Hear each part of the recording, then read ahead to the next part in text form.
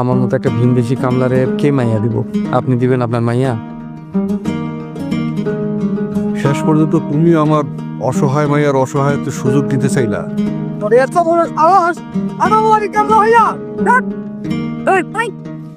আপনারা সবই তো কইলাম আমি যেটা ভালো মনে করেন সেটাই কর। জামিল এক কথাটা কিন্তু মন্দ কয় নাই, কি কও মিয়ারা?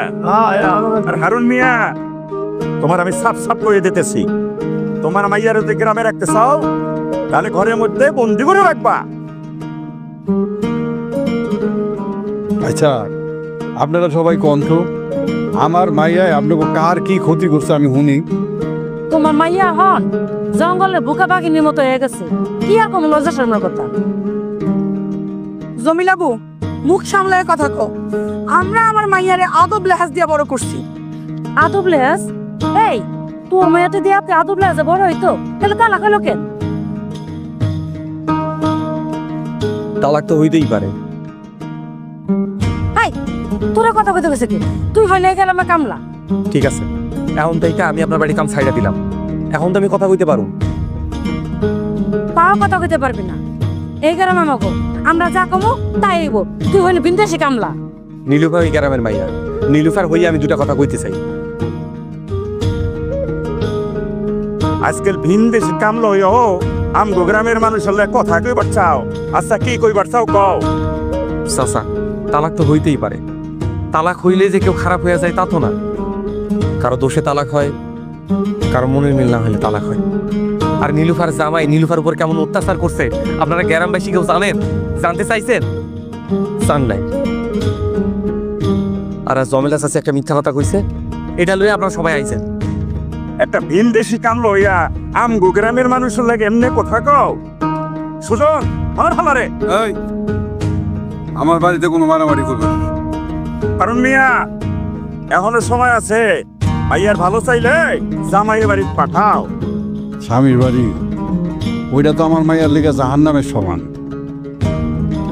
ওই জাহান্নামটারে তোমার মাইয়েরই তো স্বর্গ বানাই তুইব।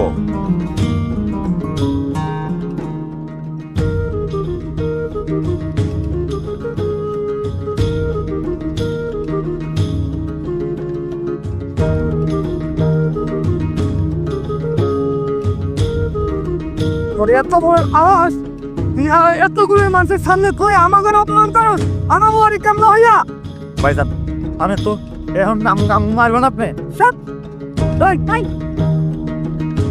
তুই এর থেকে চলে যা, না তো তুই জানি মানে ফেলামু। তুই আমার গায়ে হাত দিছস, তোর হাত আমি কাটতে হলাম, কথাটা মনে রাখিস। তুই এর থেকে না গেলে তো গলা কেটে ফেলামু। যা।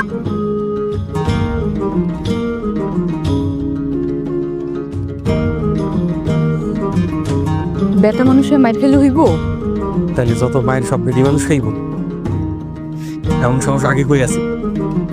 আগে যদি আপনি অন্যায়ের প্রতিবাদ করতা তাহলে তো স্বামীর বাড়ি থেকে আপনি আইতে হইতো না।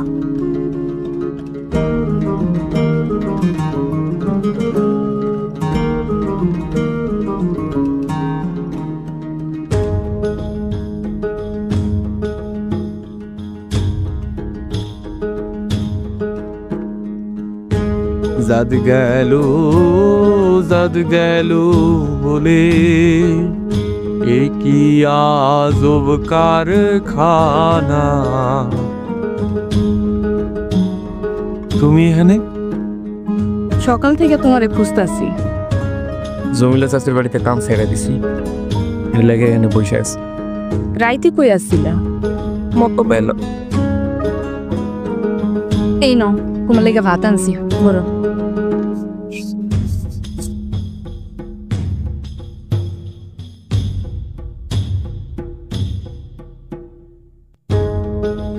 আব্বাই কইছে চাইলে তুমি আমাগো বাড়িতে কাম করতে পার। আব্বা একলা মানুষ, অনেক কাম বাড়িতে। না, আমি তোমাকে বাড়িতে কাম করবো। কেন পারবা না? কেন জানি না। ভিন দেশ থেকে আইলা কামাই রোজগার করার লেগা। কামাই রোজগার যদি না করো তাহলে সংসার চালাইবা কেমনি? বউ পোলাপেন চলবো কেমনি? গতরে দম থাকলে কামের অভাব হইব না। কিন্তু আমগো বাড়িতে একজন কামলার অভাব।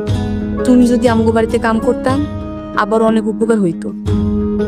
আমার ঘর পরিবার বউ ফলা পাইন কিছুই নাই, তাই কাউরে খাওয়ানোর চিন্তাও নাই। তোমার যদি দরকার হয় আমার কইও। হ আমাকে দরকার।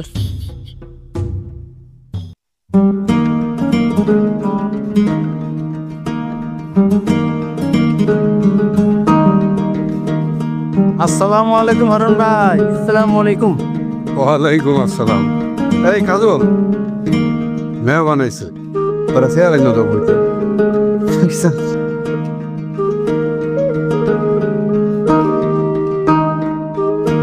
কেমন আছেন আপনি? আলহামদুলিল্লাহ।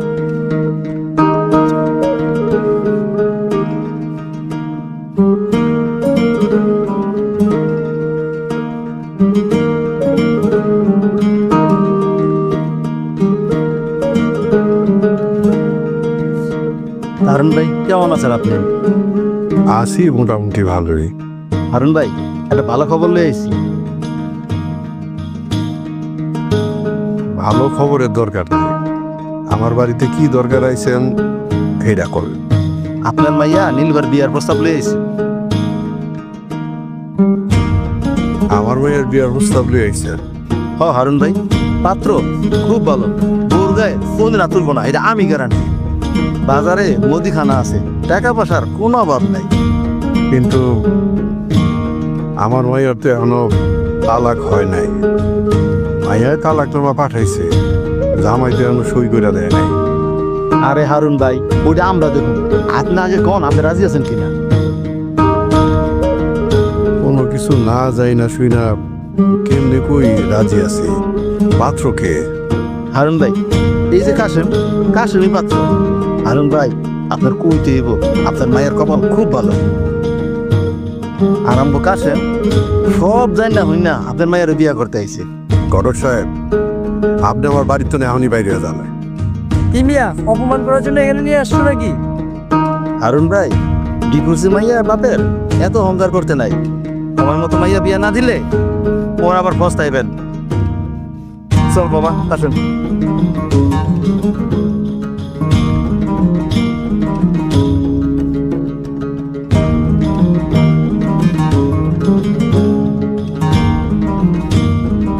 স্যার আপনি সঠিক কামটাই করছেন।